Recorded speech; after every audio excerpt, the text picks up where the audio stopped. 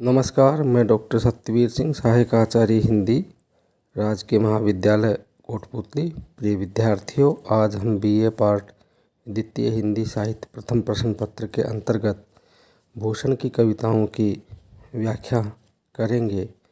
भूषण कविता व्याख्या श्रृंखला के अंतर्गत यह जो पद्य है, यह शिवाजी की प्रशंसा को लेकर भूषण ने लिखा और किस तरह से शिवाजी जब औरंगजेब की सेना पर आक्रमण करते हैं और उसकी सेना को परास्त करते हैं और परास्त करने के बाद उनके सामंतों की जो महिलाएं थी उनको वो कारागार में डाल देते हैं, हस्तगत कर लेते हैं और उसके पश्चात उन महिलाओं की क्या स्थिति होती है, ये इस पद्य में भूषण बताते हैं, स्पष्ट करते हैं और कहते हैं।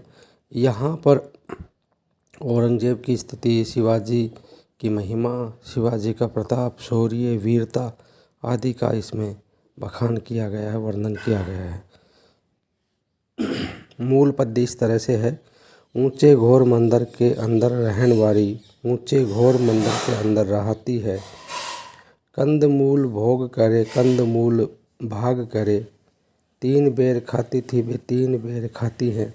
भूषण शिथिल अंग, भूषण शिथिल अंग, बिजन डुलाती थी वे बिजन डुलाती हैं।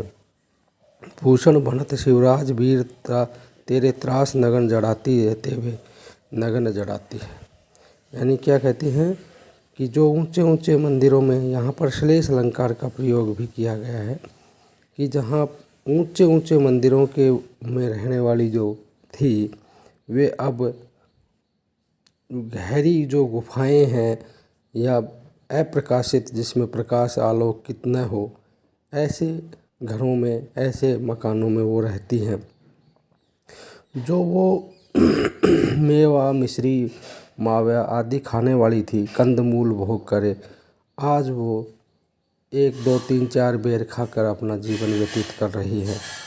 और भूषण शिथिलांग, भूषण शिथिलांग यानी उनके इतना अधिक उनके शरीर पर आभूषण थे, आज उनके शरीर है वो इतना शिथिल है कि कोई आभूषण नहीं है।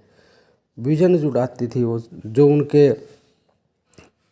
पंखे ढुलने वाली महिलाएं होती थी उनके पास में, आज वो अकेली, विजन माने अकेली रहती हैं। और भूषण बनत शिवराज वीर, वो कहते हैं कि भूषण कहते हैं कि हे शिवराज शिवाजी, तेरे उस शौर्य वीरता का गुणगान वो सुनकर वो जो नगन, इतने ज़्यादा नगीने और ये सारी तमाम जो आभूषण थे वो उनमें होते थे, आज वो नंगे पैरों वहाँ पर भागने के लिए तत्पर हैं, वहाँ पर रहने के लिए मजबूर हैं। तो इस तरह से भूषण ने शिवाजी के उस महिमा का इसमें वर्णन किया है। टिप्पणी या विशेष के रूप में हम यहाँ कह सकते हैं कि इसमें ब्रज भाषा है, साथ में उसका माधुर्य भी है और इसमें वैदर्भ भी, रीति का प्रयोग भी हुआ है।